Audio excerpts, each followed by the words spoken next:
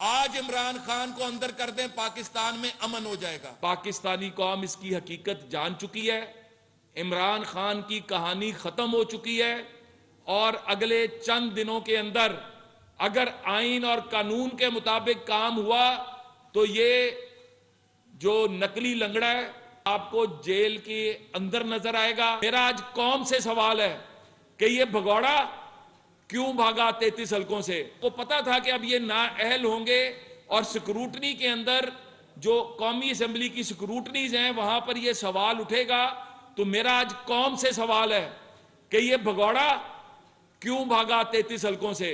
सिर्फ और सिर्फ अपनी औलाद को छुपाने, सिर्फ और सिर्फ 62-63 से जान छुड़ाने।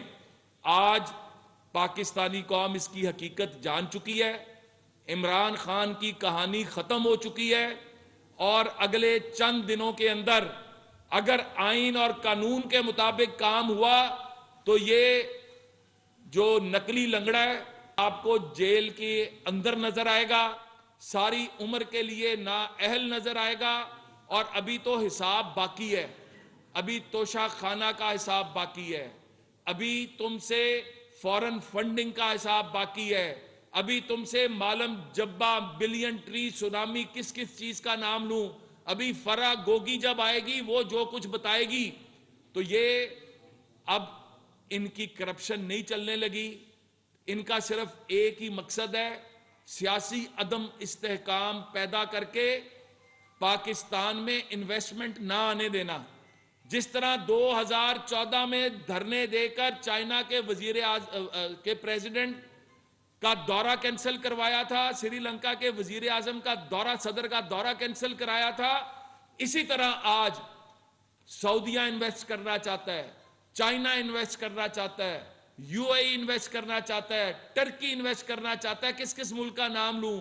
सिर्फ ये जो तमाशा लगाया हुआ है, जो सियासी सर्कस लगाया हुआ है, इनका मकसद ही एक है कि पाकिस्तान में फॉरेन इन्वेस्टमेंट ना आए, जिस तरह इनके 4 साल में नहीं आई थी। लेकिन अल्लाह के फजल से आईएमएफ का मुआहदा भी हो रहा है, इनके मुंह पर चपेट पड़ रही है और उसके बाद ये दुनिया के मुमालिक इन्वेस्ट भी कर रहे हैं। डॉलर अल्लाह के फजल से रोज अब नीचे आ रहा है, मईशत इस्तेहकाम पकड़ रही है, जो दहशतगर्दी है उसके खिलाफ हमारा रिजॉल्व है। मैं आज कहता हूं, आज इमरान खान को अंदर कर दें, पाकिस्तान में अमन हो जाएगा।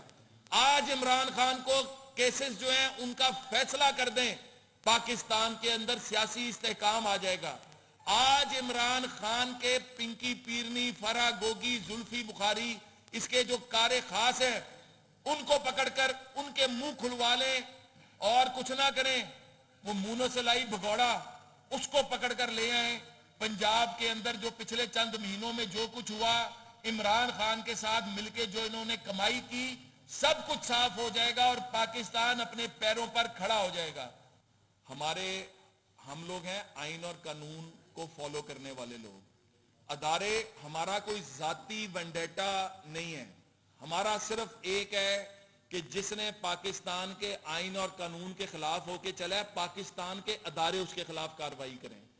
मैं ये समझता हूं कि इस वक्त नैब के अंदर, एफआईए के अंदर, एंटी करप्शन के अंदर और इसी तरह बाकी इदारों के अंदर जो इनके खिलाफ चल रहा है वो काफी हद तक फाइनल हो चुका है और अगले चंद दिनों के अंदर बड़े लेवल पर आप गिरफ्तारियां देखेंगे।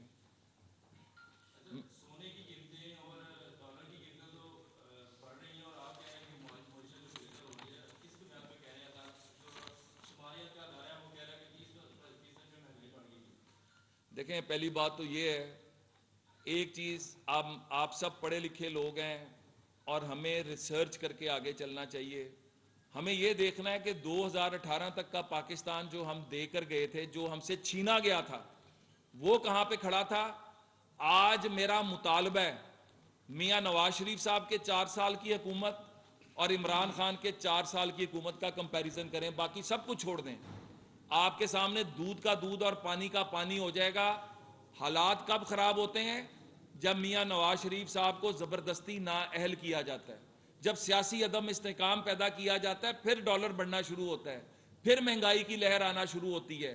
और इमरान खान के दौर के अंदर ये जो कहता है कि जी मुझे तो करने ही कुछ नहीं दिया जाता था, तो तुम वहां पर करने क्या बैठे थे? तेरे फुफे दी हुकूमत थी कि तू चिमड़ के बैठा रहे? अगर तुम्हें नहीं करने दिया जा रहा था तो हिम्मत पैदा करते और कहते कि मुझे नहीं करने दिया जा रहा, मैं इख्तिदार से बाहर आ रहा हूं, तुम अमर हो जाते। तुम एक झूठे आदमी हो। तुमने नैब को इस्तेमाल किया सियासतदानों के खिलाफ। तैयबा गुल नामी खातून जनरल बाजवा ने नहीं रखी हुई थी, तुमने रखी हुई थी प्राइम मिनिस्टर हाउस में, तुम्हारी कस्टडी में थी, और उसके जरिए जावेद इकबाल के जरिए तुम मन माने फैसले करवाते थे। तुम रोज की बुनियाद पर सियासतदानों को उठवाते थे और कम से कम 200 दिन के लिए अंदर करते थे।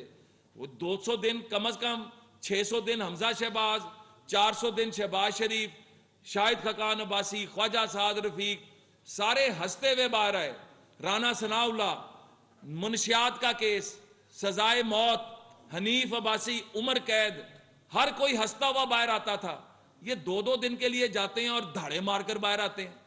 तो ये जेल नहीं भर सकते, ये जेबें भर सकते हैं, ये अवाम को झूठे तसल्लियां दे सकते हैं। तो इसलिए पाकिस्तान के अवाम का भी फैसला है कि जेल भरेंगे, लेकिन उनसे जिन्होंने जेबें भरी हैं। राणा साहब ये बताएं कि इस वक्त मुल्क में हुकूमत किसकी है? मरियम नवाज उस हुकूमत को नहीं कर रही, वो कह रही हमारी हुकूमत तब होगी जब नवाज शरीफ आएंगे। तो ये नवाज शरीफ की हुकूमत है या शहबाज शरीफ की हुकूमत है? किसकी हुकूमत है? पहली तो बात है जी, देखें, ये पीडीएम की हुकूमत है और पीडीएम की हुकूमत मियां नवाज शरीफ साहब की तायद से है। मरियम नवाज शरीफ साहिबा का जो बयान है उसको सियाको सबाक से हटाकर जो है वो पेश किया जा रहा है। ये जो कुछ आज चल रहा है, ये 13 की 13 जमातें जिसमें मुस्लिम लीग नून भी शामिल है और ये सब मिलकर चल रहा है। ये मैंने फिर कहा, पाकिस्तान दिवालिया होने जा रहा था। हमने वक्ती तौर पर अपने सियासी कैपिटल की कुर्बानी दी है रियासत को बचाने के लिए। तारीख जो है ना, तारीख सब कुछ साफ करके सामने ले आती है। जिस तरह तारीख के अंदर किरदार निकल कर आ गए कि 2014 का जो धरना था, लंदन प्लान कहां पर बना, किसने कराया, कौन लोग मुहर्रक थे, इसी तरह तारीख बताएगी कि अगर पाकिस्तान की ये 13 जमातें ये फैसला ना करती तो आज आप 272 के पेट्रोल पे जो है परेशान है। यहां पे 1000 रुपए का पेट्रोल नहीं मिल रहा था। श्रीलंका को देखें जहां पे दिवालियापन आया। तो ये जिंदा कौमें वक्ती तौर पर मुश्किल फैसले करती हैं और उन फैसलों पर खड़े होना पड़ता है। हम अल्लाह के फजल से खड़े हैं और हम रिलीफ भी दे के देंगे। बारी बारी बारी बारी। आपने अभी बात की है कि कानून और आइन के मुताबिक हम चलेंगे और उसके खिलाफ जो कार्रवाई बनती हुई वो करेंगे। कानून और आइन में लिखा है कि 90 रोज में इलेक्शन होना चाहिए। पंजाब में जो है वो 1 माह से ज्यादा टाइम हो चुका है, लेकिन अभी तक इलेक्शन नहीं होने जा रहा। क्या ये कानून की खिलाफवर्जी नहीं हो रही? देखें, बिल्कुल नहीं हो रही। कानून और आइन ये भी कहता है कि फर्द वाहिद के फैसले जो हैं वो कभी भी नहीं चलने। हमारे कानून आइन में लिखा हुआ है ना, आर्टिकल 6 क्या है कि फर्द वाहिद और उसके साथ जो उसके एकम्प्लिसेस हैं उनकी विम्स एंड विशेस पे नहीं चलना, किसी के हमने ख्वाहिशात पे नहीं चलना। ये बता दें कि असेंबलियां तोड़ी क्यों गई। 12 घंटे के अंदर आप वोट ऑफ कॉन्फिडेंस लेते हैं और उसके बाद असेंबलियां तोड़ देते हैं, किस बुनियाद पे? अगर आपके मर्जी और मंशा के मुताबिक चलना है तो फिर पाकिस्तान तो उसी तरह चलेगा जिस तरह 2018 से 2022 तक चला।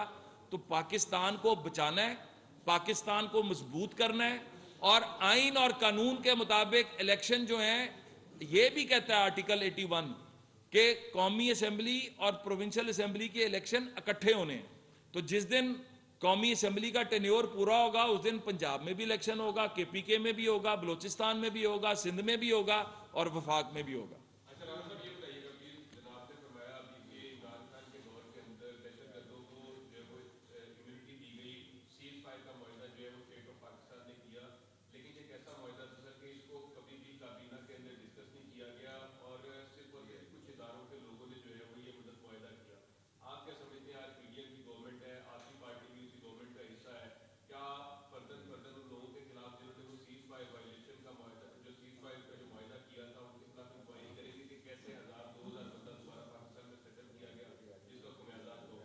देखें, अगर आप देखें तो पहली दफ़ा है कि कौमी असेंबली के अंदर मिसिंग पर्सनस के ऊपर ना सिर्फ कार्रवाई भी हो रही है, वो लोग जिन लोग जो पर्सनैलिटीज़ उसमें इन्वॉल्व थी, उनके खिलाफ कार्रवाई भी हो रही है। तो ये स्टेप बाय स्टेप होता है। बिल्कुल अगर आप एक मजबूत पाकिस्तान चाहते हैं तो फैसले पार्लिमान से निकलने चाहिए, फैसले जमहूरी अदारों को करने चाहिए, उनके ऊपर स्टैंप जो है जमहूरी अदारों की होनी चाहिए। और जब तक नहीं होगी तब तक यही होगा जो हो रहा है। तो ये हमारा रिजॉल्व है कि हमने पार्लिमान को भी मजबूत करना है, पार्लियामेंट को मजबूत करना है, और फैसले जो अवाम के वोटों से मुंतखब आए हुए लोग हैं उनके थ्रू कराना। यही जो इमरान खान का बयानिया है कि फैसले जमहूरी इदारों को करने चाहिए, तो पीडीएम के फैसले कौन कर रहा है? देखें, पहली बात तो यह है कि इमरान खान को तो बात करने जे भी नहीं देती। जो बंदा पापा कहता रहा, बाबा बना के रखा बाजवा को, बे से बाजवा बे से बाबा, अब वो बे से इमरान खान बगैरत बन गया कि वो कहता है कि जी मुझसे तो ये फैसले पूछे बगैर किए जाते थे। तो क्या मुंह में चुनचुना लिया हुआ था? आपने भी कहा था कि हिम्मत पकड़े, तो उन्होंने हिम्मत पकड़ ली, आप क्यों साथ नहीं दे? जब इक्तदार में हो हिम्मत तब पकड़नी चाहिए। यहाँ पर बहुत जनरल्स, मैं खुल के कहूँगा, बहुत जजेस और बहुत ब्यूरोक्रेट्स जब रिटायर हो जाते हैं फिर उनके अंदर वतन की मोहब्बत जाग जाती है। वतन की मोहब्बत तब जागनी चाहिए जब आपके पास इक्तदार होता है, और अल्लाह के फजल से हमारे पास इक्तदार है। हम तमाम चीज़ें आइन और कानून के मुताबिक करेंगे और कौम को दिखाएंगे। बहुत शुक्रिया।